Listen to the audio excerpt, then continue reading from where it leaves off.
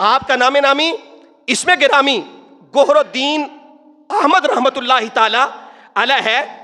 آپ نے انبیاء سے فیض حاصل کیا اور پہلے آپ مختلف اولیاء اعظام کی بارگاہ میں حاضر ہوتے رہے، بالآخر انبیاء سے فیض حاصل کرتے ہوئے میرے بھائیوں آپ جندڑ شریف گجرات میں کڑیاں والے کے قریب ایک چھوٹا سا گاؤں ہے جس میں آپ کی ولادت با سعادت ہوئی۔ آپ گجر خاندان کے عظیم چشم و چراغ تھے۔ ایک اندازے کے مطابق آپ کی ولادت 1896 عیسوی میں ہوئی، یعنی پاکستان بننے سے پہلے آپ اس دنیا میں تشریف لائے۔ آپ نے اپنی ساری زندگی اللہ کی رضا اور نبی کریم صلی اللہ علیہ وسلم کی سنت کے مطابق گزاری، کوئی ایسا کام نہیں کیا۔ چھوٹی عمر تھی، آپ کے والد محترم کا وصال ہو گیا۔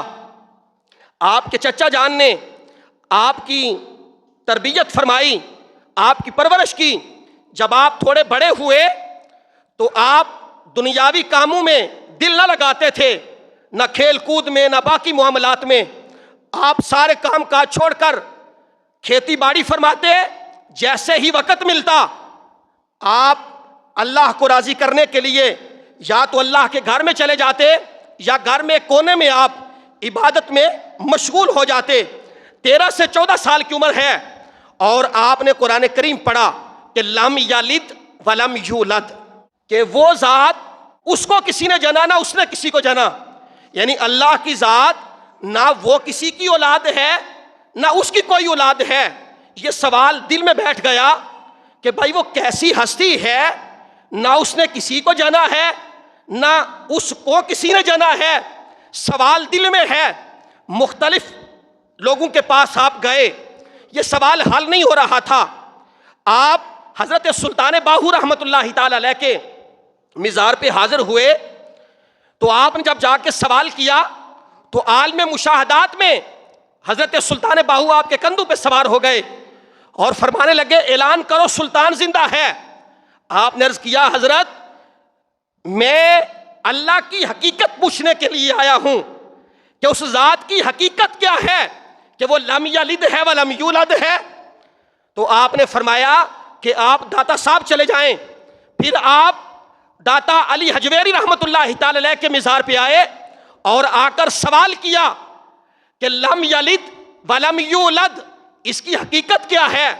تو داتا صاحب رحمت اللہ تعالی علیہ فرمانے لگے کہ اے گوہر الدین، آپ کا سوال خدا کی ذات کے متعلق ہے۔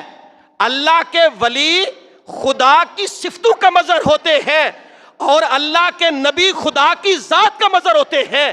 اگر آپ خدا کی ذات کے متعلق جاننا چاہتے ہیں تو کسی نبی کی بارگاہ میں رجوع کریں۔ آپ نے عرض کیا کہ میں مدینہ پاک چلا جاؤں، تو آپ نے فرمایا آپ مدینہ پاک نہ جائیں بلکہ دریائے چناب کے کنارے کے اوپر حضرت تانوخ علیہ السلام کا مزار پر انوار ہے، آپ اس پہ چلے جائیں، آپ کا سوال حل ہو جائے گا۔ وہ خواجہ اجمیری نے فرمایا تھا ناکسارا پیر کامل کاملارا رہنما، کہ وہ لاہور میں بیٹھا ناقصوں کا کامل پیر ہے، اور اگر کوئی کامل آ جائے تو اس کی بھی رہنمائی فرما دیتے ہیں۔ رہنمائی فرمائی۔ آپ حضرت تانوخ علیہ السلام کے مزار پہ حاضر ہوئے۔ جن احباب نے زیارت کی ہے وہ جانتے ہیں کہ اب وہ چناب کے کنارے پہ اونچائی پہ وہ مزار مبارک موجود ہے۔ پہلے ایک ٹھبا نما تھا۔